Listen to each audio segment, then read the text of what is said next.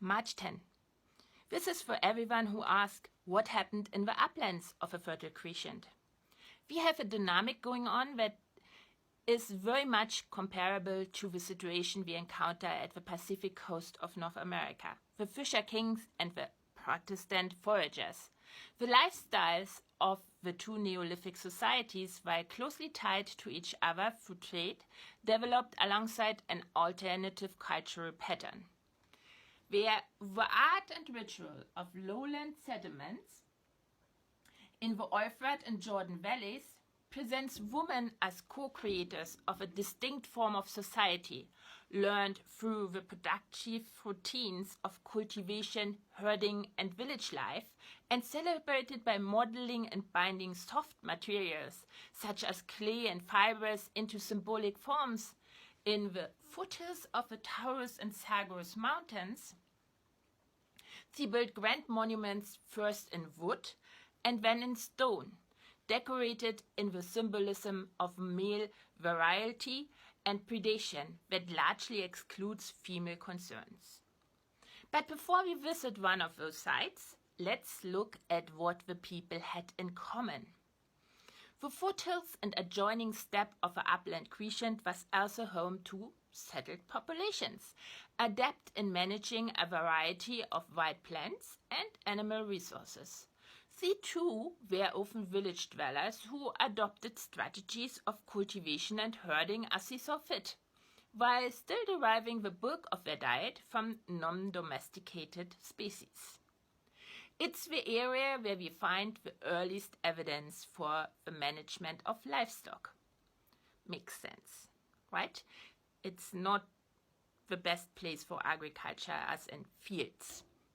Cereal cultivation, therefore, here is rarely about calories. It brought people together in new ways to perform communal tasks, mostly repetitive, labor-intensive, and no doubt frightened with symbolic meaning, and the resulting food was incorporated into their ceremonial life. Think the Friday Shabbat Challah, still here today. And these rituals, along with their art, speak of a radically different orientation to the world than their lowland neighbors.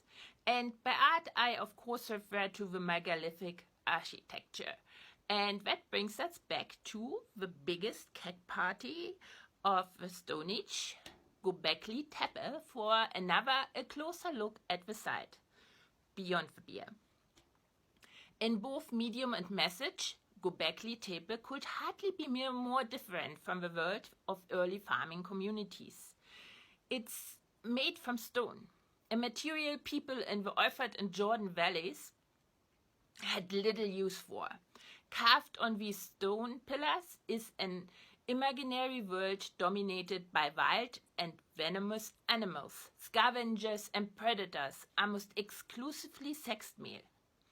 Lions, boars, and birds of prey shown grasping, tossing about, or otherwise playing with their catch of human crania.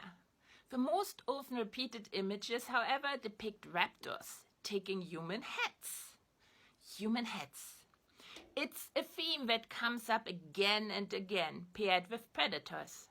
What's striking in this connection is something else that has been found. Human bones. Very rarely, but they have been found. Of a few hundred scraps of prehistoric human bones so far recovered at Göbekli Tepe, some 2/3 are indeed segments of skull or facial bones, some retaining signs of defleshing or even decapitation. Same at another site nearby, Cheyenne Tapestry, where the from archaeologists aptly dubbed House of Skulls holds the remains of 450 people, including headless corpses and some 90 corpseless skulls, stored alongside the remains of large animals of prey. What's going on here? We see a shift of the meaning of hunting. Large, wild, and dangerous animals were highly valued as prey, and probably had been for as long as anyone could remember.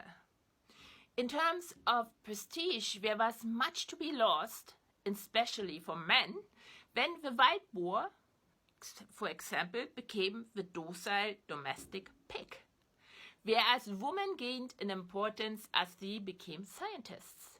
The lowland societies embraced and celebrated the development. In the upland societies, in contrast, hunting shifted from a mode of subsistence to a way of modeling and enacting dominance over other human beings, with some of the first victims being women, and the women of the men themselves. Something we still see millennia later in the feudal lords of Europe, who tend to identify themselves with lions, hawks, and predatory beasts, consider hunting their privilege, burn witches, and were fond of a symbolism of putting heads on poles. London Bridge, anyone? So, was it the invention of agriculture that, as the story goes, led to private property, hierarchical structures, and ultimately inequality and violence? Well, if anything, we find stratification and violence entrenched among upland groups who were farthest removed from the dependence on agriculture, while the adaptation of farming set humankind on a course away from violent domination. And yet, the big takeaway here is, just because a story is told and taught, it doesn't mean it is correct. It could be just the most convenient for those who benefit from the story not being questioned, from us being kept from thinking. For your own benefit, question, research, think, make a habit out of thinking.